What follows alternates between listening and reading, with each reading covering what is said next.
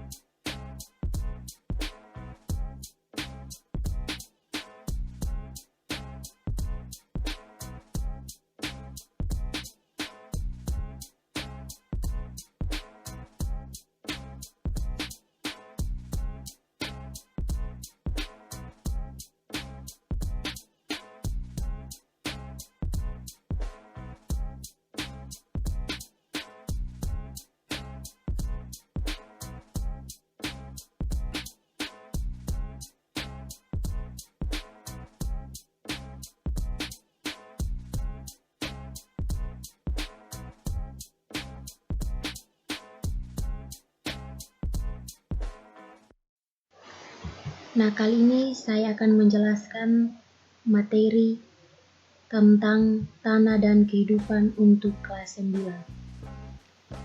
Sebelum kita belajar tentang tanah dan kehidupan, kita harus tahu lebih dulu apa itu tanah. Tanah merupakan lapisan paling atas di permukaan bumi yang mengandung beberapa partikel seperti batuan, mineral, dan partikel kimia lainnya. Tanah juga mendukung pertumbuhan tanaman dengan mengikat akar dengan kuat dan menyimpan air dan nutrisi. Di samping itu, tanah juga merupakan rumah bagi berbagai macam organisme, baik yang terlihat secara kasat mata maupun yang tak terlihat.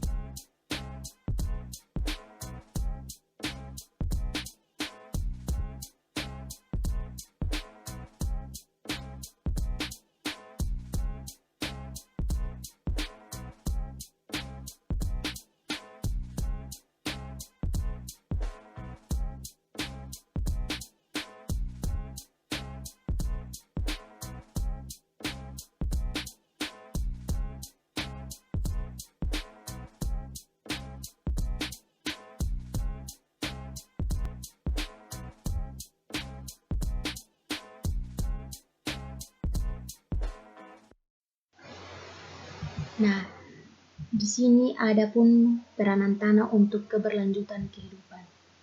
Yang pertama itu tanah sebagai tempat hidup berbagai jenis hewan dan bakteri.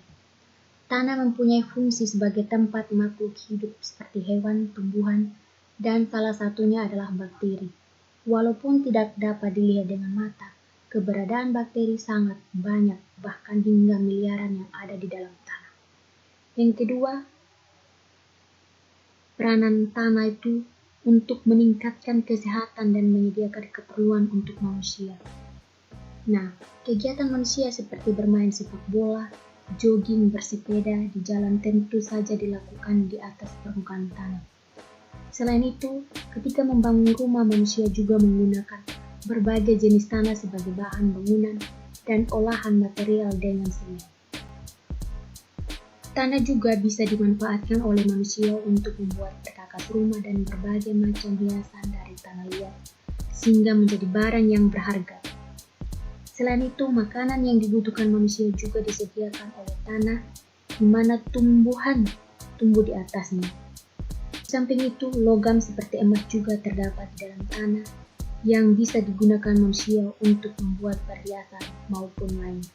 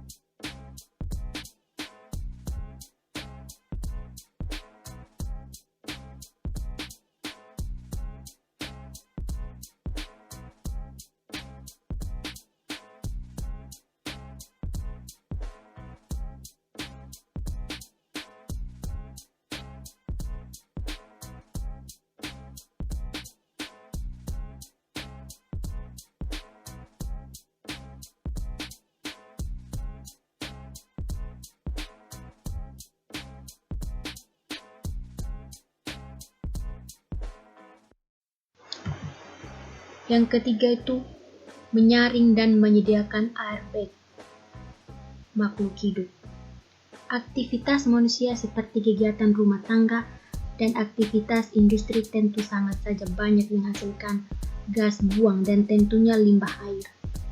Limbah air atau sering disebut dengan air limbah, sisa buangan rumah tangga atau sisa aktivitas industri akan dibuang ke sungai. Ketika limbah cair yang kaya racun tersebut mengendap di permukaan tanah, maka secara langsung tanah akan menetralkan racun tersebut dan berbagai macam zat yang berbahaya bagi makhluk hidup. Hal tersebut dikarenakan adanya bakteri di dalam tanah yang mampu menguraikan senyawa kompleks berbahaya menjadi lebih sederhana dan bisa lagi diserap oleh tumbuhan. Selain itu juga berfungsi agar tidak merusak lingkungan.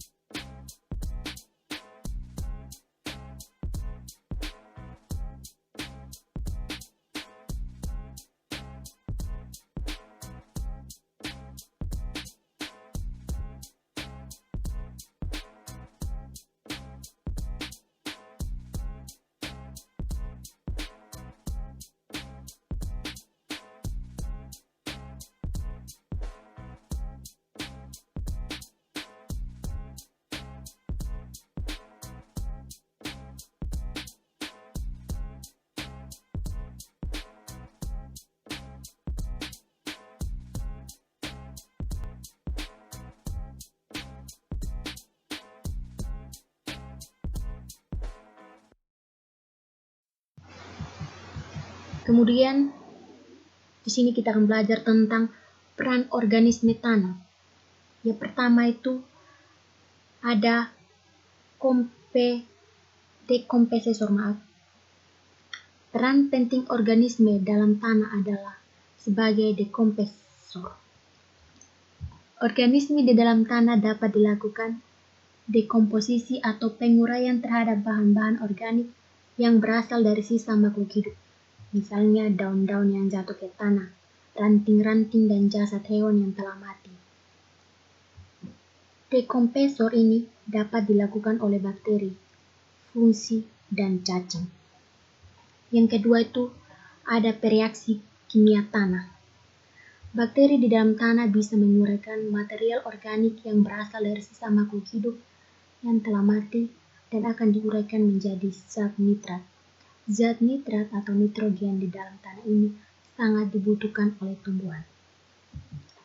Adapun peran ketiga dari tanah, penguraian polutan di dalam tanah. Bakteri yang ada di dalam tanah akan berfungsi sebagai filter dan menguraikan zat kimia yang masuk ke dalam tanah akibat penggunaan pupuk anorganik secara berlebihan. Semakin banyak organisme di dalam tanah, maka semakin cepat aktivitas penguraian bahan kimia di dalam tanah. Adapun peran yang keempat, yaitu mencegah penyakit di dalam tanah. Tanah dapat dikatakan memiliki kondisi normal apabila tanah memiliki senyawa organik dan aktivitas organisme yang tinggi. Pada saat itu, organisme tanah dapat melawan organisme penyakit yang masuk ke dalam tanah. Secara alami, organisme tanah memanfaatkan prinsip pengendalian biologis sehingga organisme yang mengganggu tanah dapat terkendali. Yang kelima, yaitu memberikan efek tekstur pada tanah. Tanah dapat digolongkan menjadi beberapa jenis berdasarkan teksturnya, yaitu keadaan tingkat kehalusan tanah yang dipengaruhi oleh perbedaan komposisi kandungan pasir, debu, dan liat dalam tanah. Macam-macam tekstur tanah, misalnya tanah bertekstur halus atau tanah liat, tanah bertekstur sedang atau tanah lempung, dan tanah bertekstur kasar atau tanah pasir. Nah, yang keenam, sebagai pengatur struktur tanah dan kegemburan tanah. Kegemburan tanah sangat dipengaruhi oleh banyaknya organisme di dalam tanah itu sendiri. Hal ini karena organisme mampu membuat pori pada tanah yang berfungsi untuk menggemburkan dan menyubur tanah. Karena proses sirkulasi di dalam tanah yang menjadi lebih baik akibat adanya pori-pori ini.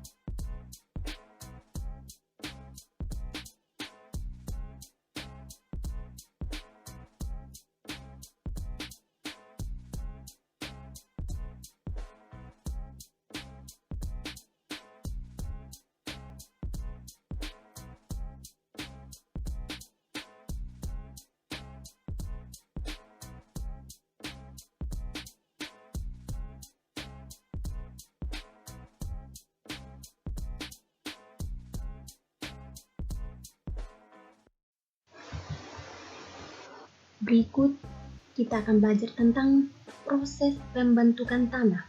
Nah, proses pembentukan tanah yaitu perubahan dari bahan induk atau dasar menjadi lapisan tanah.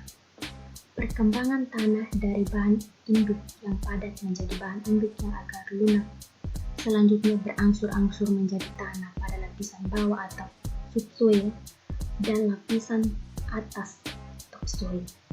Dalam periode lama sampai dengan ratusan tahun hingga ribuan tahun. Revolusi dari batuan induk sampai menjadi tanah karena batuan induk mengalami proses pelepukan, yaitu proses menghancurkan secara iklim. Secara umum, proses pembentukan tanah ialah lapisan batuan yang mengalami pelepukan. Tanah merupakan tempat tumbuh dan berkembangnya vegetasi. Proses pembentukan tanah dapat terjadi dengan 3 macam, yaitu yang pertama, tanah terbentuk dari endapan pasir dan debu yang tebal oleh tanah. Yang kedua, tanah terbentuk dari batuan-batuan yang ditumbuhi oleh tumbuhan perintis, misalnya lumut. Yang ketiga, tanah dapat terjadi karena pelepukan batuan dan pembusukan tanaman.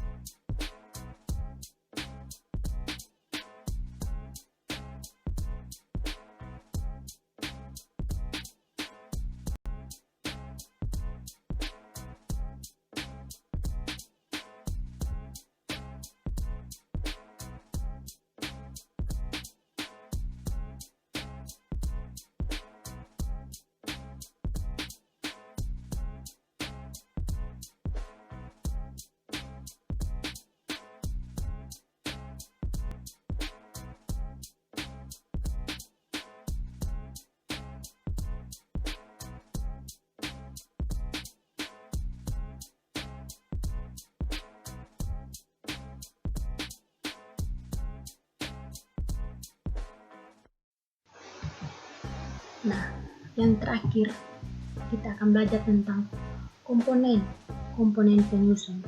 Komponen apa saja penyusun tanah. Nah, di sini kita akan belajar komponen penyusun tanah. Itu yang pertama ada batuan. Nah, batuan merupakan bahan padat yang terbentuk secara alami yang tersusun dari campuran mineral dan senyawa dengan berbagai komposisi. Para ahli geologi menggolongkan batuan menjadi 3 jenis berdasarkan proses terjadinya, yaitu batuan beku, sedimen, dan metamorf. Yang kedua, udara. Meskipun tanah adalah benda yang kelihatan padat, tapi sebenarnya pada tanah tersebut terdapat rongga-rongga yang berisi udara. Rongga udara juga terdapat pada partikel atau butiran tanah. Rongga udara juga terdapat di antara batuan dan partikel, di antara partikel tanah dengan akar tumbuhan ataupun di antara akar tanaman dengan batu. Rongga udara juga dapat terbentuk oleh aktivitas hewan tanah, misalnya cacing.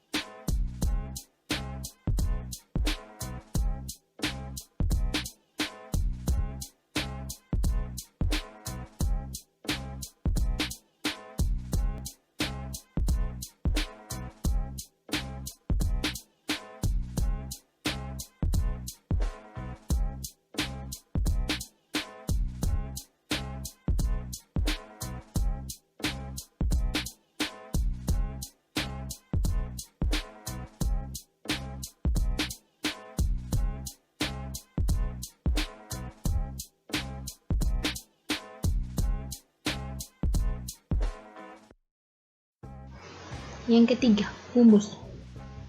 Humus adalah komponen organik yang dihasilkan dari proses dekomposisi atau penguraian hewan atau tumbuhan yang telah mati, daun yang gugur, ataupun feses oleh bakteri dan jamur. Humus adalah tanah yang memiliki tekstur gembur dan memiliki banyak pori-pori, sehingga memungkinkan untuk terjadinya pertukaran udara. Kondisi tersebut menyebabkan akar memperoleh cukup udara dan tanah humus mampu mempertahankan air sehingga tanah selalu lembab. Selain itu, humus juga mengandung mineral-mineral dan nutrisi yang penting bagi pertumbuhan-tumbuhan. Nah, kemudian itu ada air.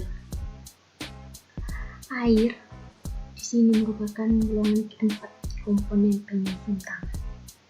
Makhluk hidup yang hidup di tanah pada umumnya membutuhkan kelembaban tanah. Kelembaban tanah disebabkan karena keberadaan air di dalam tanah.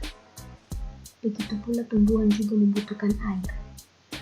Air diserap oleh tumbuhan setelah air menembus tanah dan mencapai akar.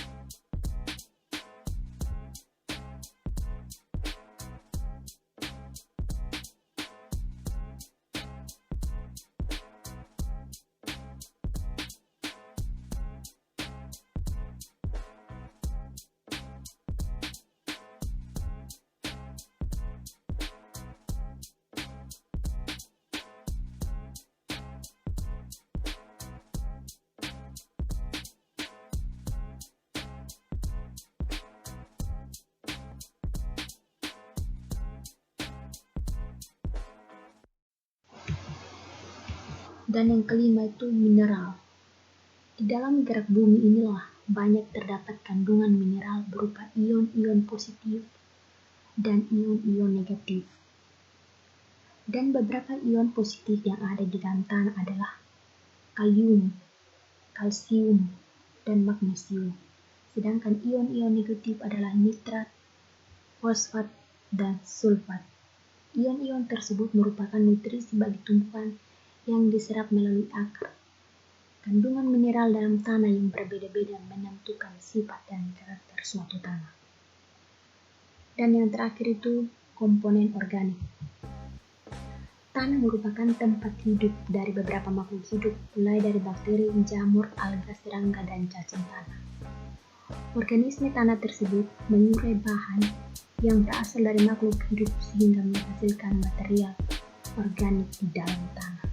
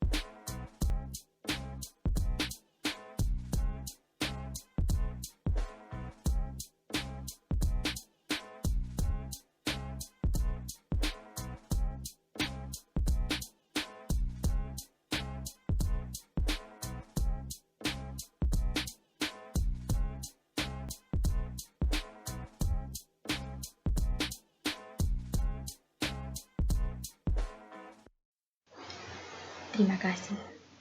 Demikian materi saya.